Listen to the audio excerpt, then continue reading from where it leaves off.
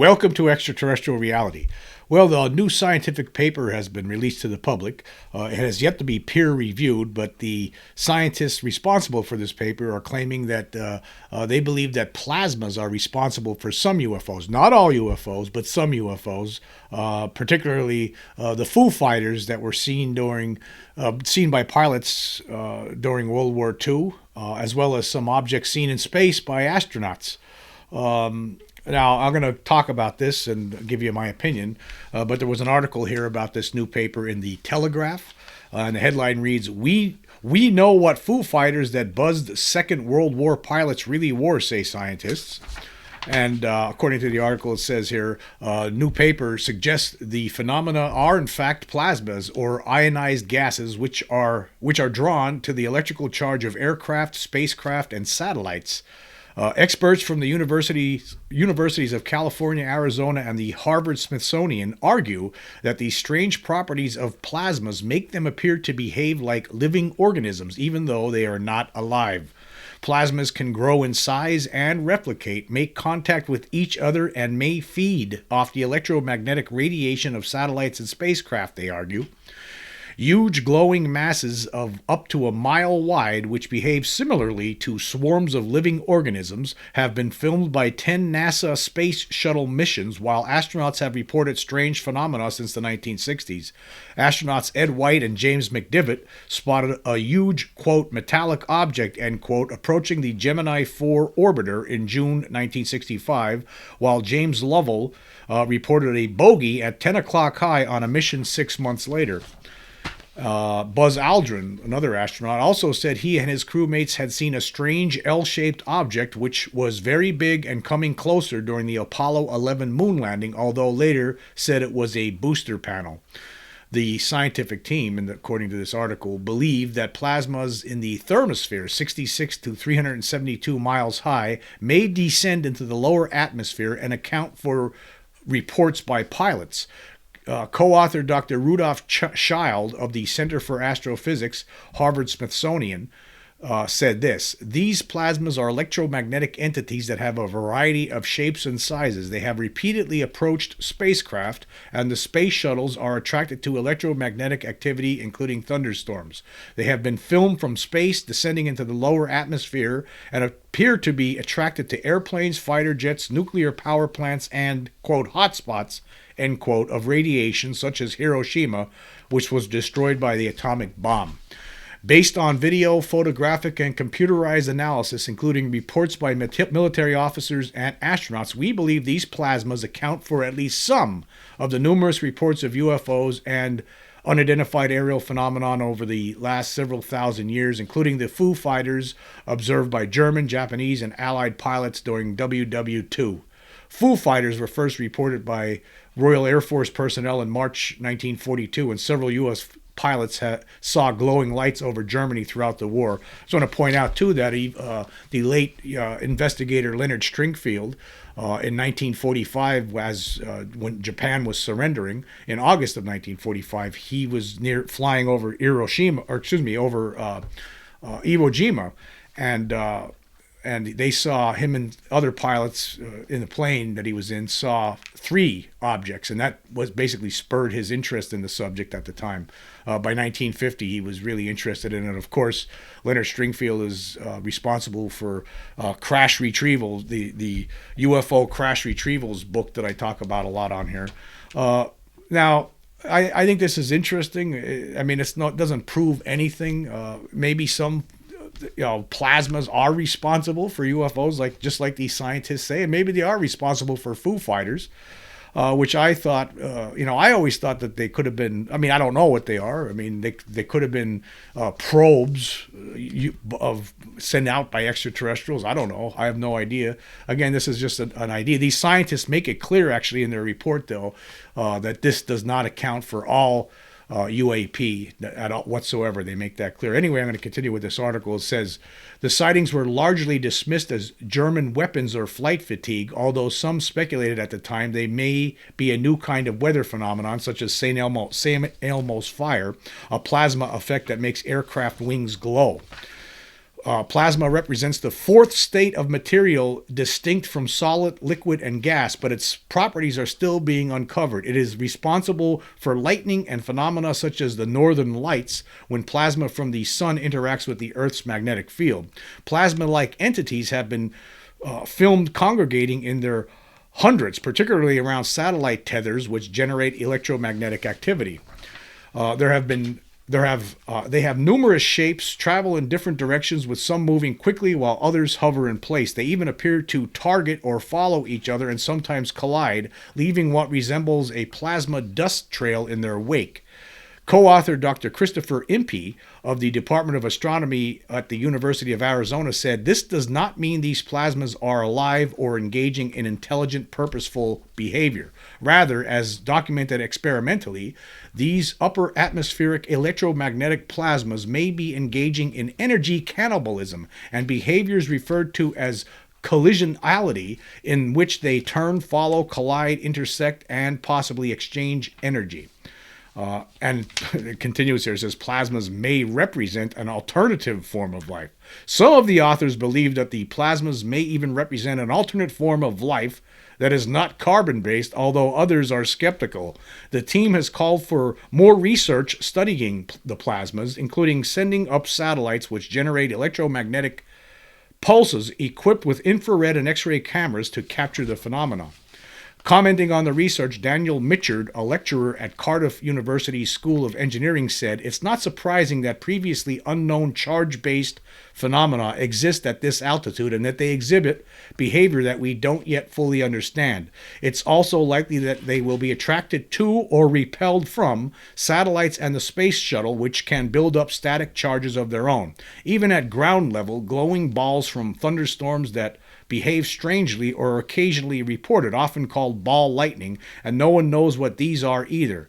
They may be the same as Foo Fighters. It's definitely interesting research." And he added, "There's a whole world of lightning science which is relatively unknown to the public, even though we try to get it out there. There are giant structures called sprites, which look like jellyfish 25 miles tall, elves, which are giant disks that can spread to 250 miles across, and upward lightning bolts from clouds called jets, which are 3 or 4 times longer than anything we can see from the ground. The new research will be published in the Journal of Modern Physics." Now, a lot of people in the UFO community, even myself included, at first when I saw this, I was thinking, here we go again. They're gonna try to explain it all away. It's just plasmas people are seeing. Well, that doesn't explain a lot of different other aspects to this. Well, actually, when you go to the paper itself, they make it clear that they're not trying to explain away everything. And of course, I'll leave links to this article, which, by the way, you're probably going to get, to read it, you're probably going to have to pay a fee or join a trial for the Telegraph, because that's where it was from. But the piece, the actual paper itself, you could actually read it online, and I'll leave the links for that as well. Anyway, and toward the end of this paper, it says, "Not all UAP are plasmas. It must be stressed that some UAP appear to possess technology far superior to any current technological capabilities, as admitted by the Office of the Director of National Intelligence." With the direct quote here is, "UAP appeared to demonstrate advanced technology. In 2023, Ryan Graves, an F-18 pilot, reported to the United States Congress that he and his squadron have repeatedly observed UAP, which he described as, quote, dark gray or black cubes inside of a clear sphere, where the apex or tips of the cubes were touching the inside of that sphere. He also concluded that these UAP demonstrate advanced technology. As of this writing, plasmas that are, quote, dark gray, end quote, shaped like black cubes have not been observed in space or created experimentally, though they may appear dark if filled with dust.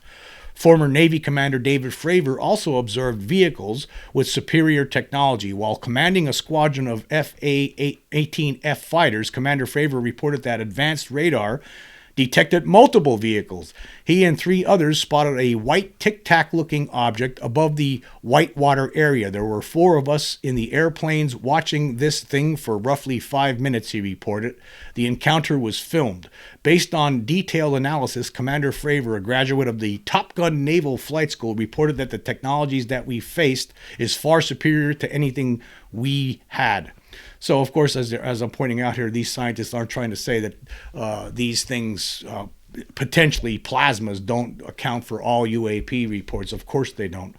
I mean, if this stuff turns out to be true, if their research turns out to, if they're able to prove this at some point in the future, that's all fine and dandy. But again, it doesn't account for the entire phenomenon, and they make that clear. And I think everyone in the UFO community needs to understand that.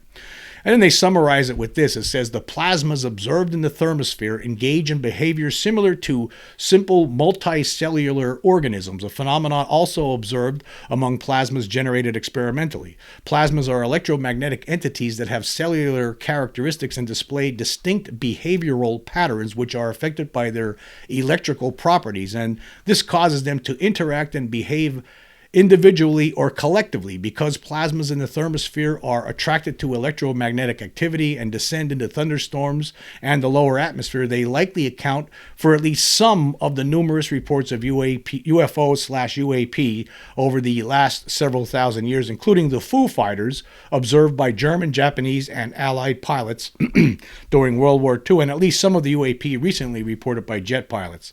Numerous credible eyewitnesses, often military pilots and astronauts, as well as the British and United States governments, have expressed the concern that some UAP might possess advanced technology. There is no evidence that plasmas have technological capabilities. According to the United States Department of Defense and other government agencies, the majority of UAP can be attributed to man-made or natural atmospheric phenomena without providing any reproducible evidence to support these conclusions or any testable explanation as to the origin of any atmospheric conditions that can account for UAP sightings. In this report, we have provided the testable, reproducible evidence, plasmas in the thermosphere that descend into the lower atmosphere. The findings in this report can therefore explain why numerous anomalous and unusual phenomena have been observed worldwide for thousands of years. However, given that the United States Department of Defense has classified and refuses to release an unknown number of military videos depicting UAP, it is reasonable to suspect that some UAP might be from extraterrestrial civilizations where humanoids evolved on worlds much older than our own. Let me just stop there for a second. Yeah, at least they're not trying to. This is different from like the debunkers out there who just say there's no chance of it. And it's not like that moron I was talking about the other day, Nicholson Baker, the pornography author, who was making statements that all of this is explainable. Every single UFO ever seen by anybody is a balloon, basically, according to him. That's not what's going on here. So there's no reason for anybody in the UFO community to get upset about this research. It's just that they're trying to find an explanation for some of them. And you have to remember, it's just like the late Stanton Friedman used to say that some UFOs, he always say an underlying some like 10 times or 100 times, whatever, some UFOs, he believed, represent extraterrestrial spacecraft. That was the opinion of Stanton Friedman, and I firmly agree with that opinion because I think that that's the absolute case. I think a vast majority of UFOs seen by people actually do have prosaic explanations, non-extraterrestrial or non-human intelligence related explanations. I firmly believe that. I believe a lot of times it is balloons. I believe it is birds. I believe it is a natural phenomena. I believe it possibly could be plasma. Maybe that explains the Foo Fighters, or maybe some of the Foo Fighters, but maybe not all of them. Who knows? We just don't know. But again, this paper is just it's speculation. That doesn't prove anything yet. More research needs to be conducted. Let's continue here with this article. It says the plasmas depicted in this report are electromagnetic phenomenon and are estimated to be up to 1 kilometer or more in length or diameter. Plasmas in the thermosphere have been observed to change shape and grow larger or smaller. Plasmas can also be less than a few centimeters in diameter unless created in a laboratory, or they gather in large herds in the lower atmosphere and interact or accelerate to hypervelocity. The smaller plasmas are far less likely to be observed or detected. Are plasmas alive? Just as a plasma represents a fourth state of matter, which is neither gas, liquid, or solid, plasmas that form or gather in the thermosphere may also represent an alternate state of life that is not carbon-based and has no genome. Since they can take cellular forms, these plasmas may also represent a form of pre-life. Their cellular structures and nucleus and plasma dust crystals providing the framework for the incorporation, synthesis, and organization of the elements and amino acids necessary to produce RNA, leading to the emergence of DNA-based life. To speculate, these plasma-like entities could have originally provided the basis for life to begin. Therefore, whereas prior to this report, all abiogenic scenarios have been speculative at best, the findings provided here provides a data-based testable theory that can explain how life began. So it's pretty daring what they're saying. They're suggesting that maybe this is where life starts from these plasmas. And it concludes here, it says, it is important to stress that there is no evidence that plasmas in space contain RNA, DNA, or the capacity to generate the proteins, amino acids, and nucleotides necessary to create or reproduce life as we know it. Instead, these plasmas represent a fourth state of matter, and when observed in the lower atmosphere, likely account for many of the UFO, UAP sightings over the centuries. It's interesting. I mean, that's all we can say, really.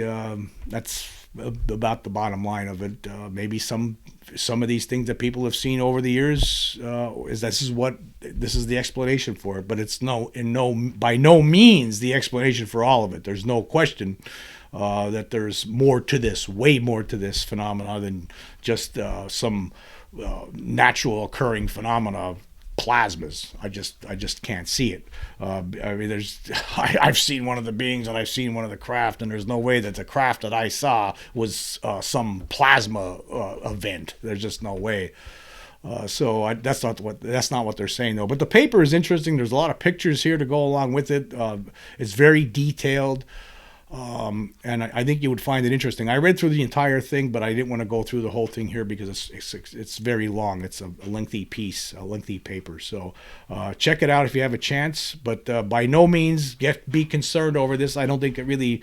It might explain some UFO sightings, but again, the scientists themselves make it clear that by no means are they trying to explain all of it. Not like that goofball I was talking about the other day, Nicholson Baker, sitting on his duff, the whole time when people, researchers like Bud Hopkins are out there doing work, researching this stuff, interviewing people, and this guy was outlining his next porn book, Nicholson Baker, doing nothing with regard to UFOs that whole time, and then has the audacity to just write this nonsense like he did this past week. Well, they're two different balls of wax we're talking about here.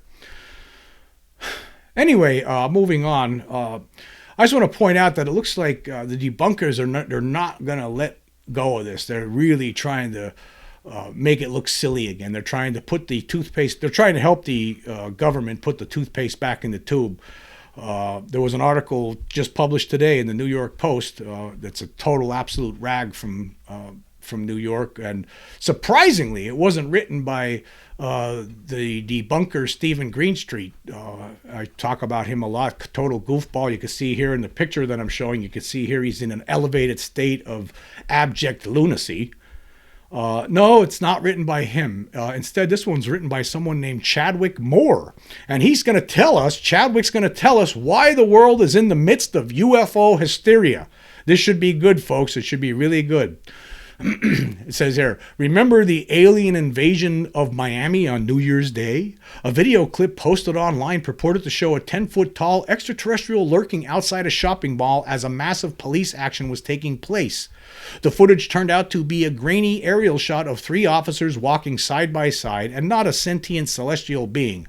But the hysteria reached such proportions that the Miami Police Department was forced to release a statement saying there were, quote, no aliens, UFOs, or ETs, no airports were closed, no power outages, end quote. The official rebuke only led to more skepticism. Well, let me just stop there for one thing. As everyone knows, I talked about that case on my show here on the podcast, and there was no hysteria here. In fact, as someone who pays attention to what's going on in the world of UFOs on a daily basis, and someone who has studied this for many years now, I made it very clear that I thought there was nothing to this whatsoever. I thought it was just made up nonsense. That was my opinion. I saw nothing there. So I don't know, not everyone in the UFO community were hysterical over this. I just want to point that out.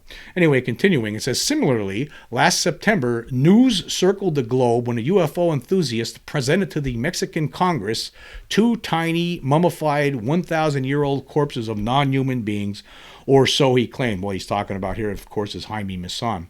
Biologists and anthropologists were quick to call the stunt crass and simple, later revealing the figurines were made from human and animal bones with paper and glue. Yet plenty of people continued to believe. Now, let me just stop there for a second. We don't know what at this point right now, all the scientists. Now, when I talked about this at first, I was skeptical as well, right? Because it involves someone by the name of Jaime Maussan, who I have trouble trusting. But at this point, I don't know. I don't think anybody knows. For one thing, they're not mummies. They were perfectly preserved corpses. They weren't mummified. That's one thing. I just want to point that out. And I made that mistake as well. But for all the scientists I've seen that looked at this particular collection of bodies, of corpses, they're all coming back and saying that they're not human. They don't know what it is. It's something else. They think it represents something extraterrestrial, non-human, a non-human biological entity. That's what they're saying. I suggested that we need to have more scientists from the United States and other countries, from all countries, that should be looking into this. And obviously that hasn't happened yet, or if maybe there's something in the works or something in the planning stages. But as of this point, nothing has happened yet. But I think it's wrong for everyone to sit back and say, well, we don't believe it, but we have all these other scientists. Just because they don't speak the English language doesn't mean that they don't know what they're talking about. So I'm not sure what's going on with these, and more needs to be done before a definitive statement can be made. That's how, as far as I'm concerned, we need more scientists looking into this.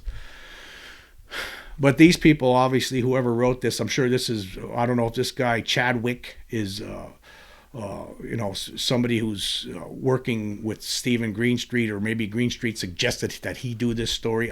Who knows? I don't know. Maybe he's like a disciple. I don't know. I don't know what the situation over there at the New York Post is. We all know this, though. New York Post is a rag. Keep that in mind. Anyway, continuing here, and then it talks about Oumuamua. More than a half decade after it first made news, many others also continued to believe that an interstellar chunk of rock called Oumuamua, which passed through our solar system in 2017, was actually an alien probe. Oumuamua's unusual shape and odd trajectory, ufologists insisted, was proof it was piloted by extraterrestrials. Now, that's totally bogus. Nobody ever said it was piloted by extraterrestrials. It was suggested by Harvard's Avi Loeb that it could be some sort of an extraterrestrial probe that was just investigating our solar system, and it came in and then it took off, went on its merry way. Nobody's saying that. Again, these stories, you can't trust them. You can't, these mainstream news stories, you just can't trust what they're telling you. Continuing, it says, the past year has seen ET excitement reach fever pitch, and the hysteria could grow even further in 2024. Beyond the Mexico and Miami, quote, sighting, end quote. Now, let me just stop. Now, he's calling this Mexico and Miami sighting. Now, no.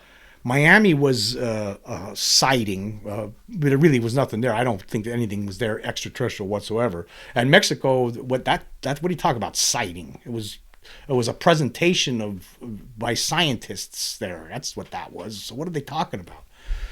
Anyway, beyond the Mexico and Miami sighting, which doesn't make any sense, former Air Force intelligence officer David Grush testified before Congress in July that the United States government was in possession of alien craft and biological samples, but he provided no evidence other than secondhand and third-hand retellings.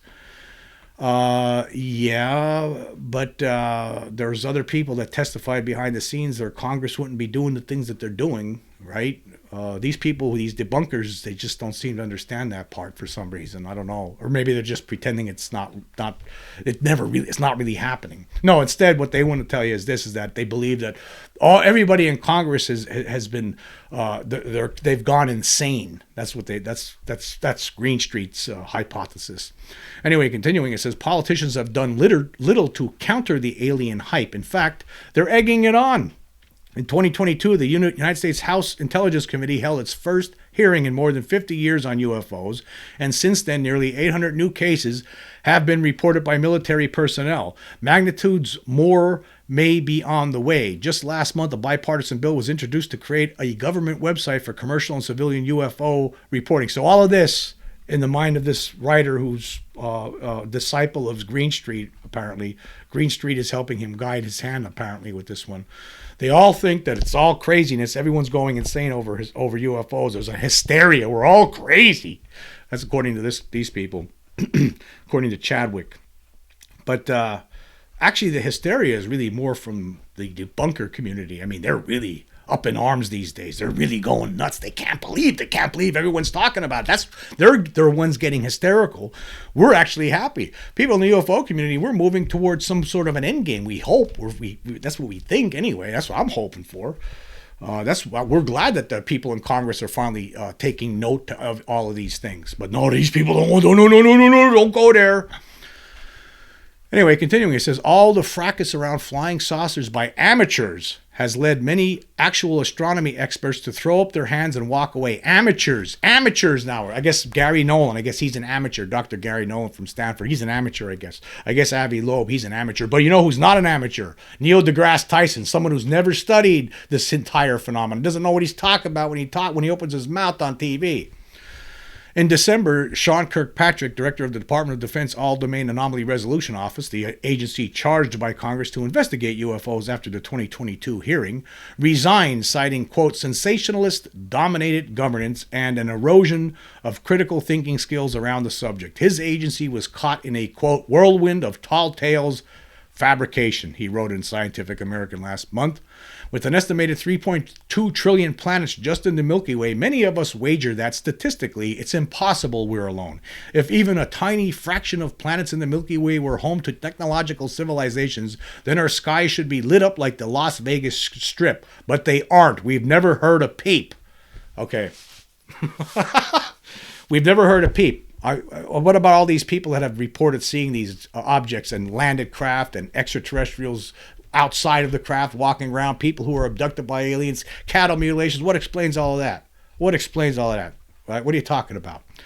We have heard a peep. Many peeps. I had a few peeps in my life. I had at least 2 peeps in my life. At least 2. Possibly a third, but at least for certain 2. 2 peeps in my little life. My little 55 year of being on this planet. I've had 2 peeps. Just me alone. This led physicist Enrico Fermi, oh boy, you know they love talking about Fermi, the Fermi paradox, a key member of the Manhattan Project, to ask colleagues over lunch one day in 1950, if the universe is so big and so old, then where is everybody? That question came to be known as the Fermi paradox. Yeah, see, the problem for debunkers, people who are really skeptical of all the reports and this entire phenomenon, the problem, right, for them is that they have this idea in their mind about how extraterrestrials will act when they come here. They think that they're going to show up and they're going to let themselves be known that they're here. They're going to show up at the White House lawn. They're going to roll out a red carpet, right? There's going to be a bunch of aliens that come out like from Mars Attacks or something, right? That's what they think in their head. Right, it's going to be some like regal kind of experience. It's going to be like Jar Jar Binks coming off a flying saucer and sitting down at a dinner and talking to the president of the United States. That's what they have in their minds. It's some goofy idea like that. That's how they think it's going to be. But obviously, these extraterrestrials are very secretive themselves, just like our government is with covering the whole thing up. But they just can't get it in their heads because they're so stupid. It's incredible. Physicists and sci-fi fans alike have compiled a list of hundreds of possible solutions to the Fermi paradox that include: our universe is a computer simulation, that aliens are watching us, but like the Federation and Star Trek have a don't interfere policy, exactly, or that all technological civilizations inevitably destroy themselves soon after they become spacefaring. This explains why extraterrestrial life might be out there, but we've still yet to find it. We found it. They found us actually first. They knew we were here for a long time, obviously. They know all about us. We don't know much about them. There are some of us who know a lot more about them than the rest of us. And that's the people in the secret control group, the ones who have access to all the documents, all the top secret, above top secret documentation. They know. That's what we're trying to get. We want to know what they know. Right? It's not fair that just this small little group of people know stuff. The rest of us want to know it, except for the debunkers. They don't want to know anything because they want to be right. That's all it boils down to. They want to be right. The only evidence-based solution to the Fermi paradox is called the rare earth hypothesis, that the series of circumstances leading to Earth's creation and eventually us humans happen in such an unlikely succession that, in fact, it's not so far-fetched we are alone, or at least early to the game. This is all nonsense. They're already here. I don't know what they're talking about. They're already here. They've been here. We have seen them. That's not about where are they all. At the time when Fermi made that, it was only a few years after the UFO, the big UFO flap of 1947 occurred. So there wasn't a lot to really go on then. But Fermi himself should have said, could have suggested at the time also, it's like, hey, you know what? I'm asking this question, where are they all at? But maybe some of these things do represent extraterrestrials, and they are here. Well, I shouldn't keep a blind eye to what these reports are telling me. But he did keep a blind eye to it, and we're still dealing with the Fermi paradox. Debunkers love it. With everyone from Greta Thunberg to the United Nations insisting humanity has failed, it's hardly surprising humans have such a hard time believing we're special. And so aliens are increasingly replacing God, if not the reverence for humanity itself, to soothe mankind's need to answer life's biggest questions. And in our rapidly fraying society, the questions never have been bigger, nor the desire to be rescued by mysterious forces beyond our control. Two possibilities exist. We are alone in the universe, or we are not. Both are equally terrifying, the sci-fi writer Arthur C. Clarke famously said. These days, it's the long silence that has people most anxious, or at least convinced, that aliens are shopping in Miami. Yeah, again, that Miami stuff was a bunch of nonsense. Not everyone fell for that, and not everyone in the UFO community was hysterical over it. But see, these debunkers... they just don't like it. They don't want it. They just don't want it. But they're pumping out these kind of articles, on a regular basis. It's just nonstop. It doesn't end. We're getting hammered. The Twitter, it's all over Twitter on a regular basis. You see debunkers trying to come up with new explanations. They can't believe this. For the tougher cases, they'll either completely stay away from them, or they'll come up with something so absurd that it's the extraterrestrial explanation actually seems more sane. Like, for instance, the aerial school incident from 1994, when over 60 kids at a school in Zimbabwe saw a UFO flying saucer land near a school while they were out on recess, and extraterrestrials exit this craft. One of the extraterrestrials was in communications with a handful of these kids telepathically, putting images into their heads of showing them destruction. See, they don't have any explanation for that. So what they'll provide ridiculous explanations for it. Like, it must have been like Mick West, for instance. He promoted this crazy idea well over a year ago now, that what kids really saw there, it was a traveling puppeteer show, a magical puppeteer show that showed up in the middle of Zimbabwe and then put on a performance while all the teachers were inside the school and didn't know anything about it, and then got out of there real quick. Like, ridiculous things like that. And when it comes to like incidents like the Turkey UFO videos from 2007, 2008, and 2009, they'll just say, oh, that was a hoax. Even though whether we have experts, video experts and scientists from 3 different countries who looked at all of those videos that show craft hovering over the Sea of Marmara near Turkey, that was filmed by a Turkish fisherman during different moments, different times throughout those years, that show you can see the beings inside them. But that must be a hoax, because it's too good. It's too good. Even though you have these other experts from other countries saying that no, it's truly anomalous. Yeah, we're being gaslighted on a level that none of us could have ever dreamed of. I mean, that's basically what's going on. To me, it's just like it's a total injustice. I think about, I was a kid. I think I was in 1st or 2nd grade, and it was during a music class. And this teacher, we went into this auditorium for a music class, and the teacher was Mrs. Yurkevich, her name was. She's on the stage, right in front of us, playing the piano, and we're all supposed to be singing. I'm sitting there singing. in the front row, and right beside me there was a kid named Ricky who kept on stamping his feet. The teacher's playing the piano, telling us all to sing. I'm sitting there singing. She looks right at me and screams at me to stop stamping my feet. And I said, "It's not me, it's him." And then she continues playing, and then the kid starts stamping his feet again. And then she just gets up and comes right over to me and starts pulling my hair because she thought it was me, and it wasn't me, even though it was this kid right beside me. I'm trying to explain to her that it was this kid right here, not me. But she didn't see that. And it was such an injustice, it felt like at the time for me, because I know it wasn't me. You just yelled at me twice. The second time you pulled my hair. You have to remember too, back at this time, back in the 70s, that's when corporal punishment was allowed in schools. That's when teachers were allowed to, slap you around, pull your hair, beat you with a wooden paddle. And so, if you did something wrong, even if you didn't do something wrong, you might be subjected to this physical assault by a teacher. And that's what happened that day. I got my hair pulled.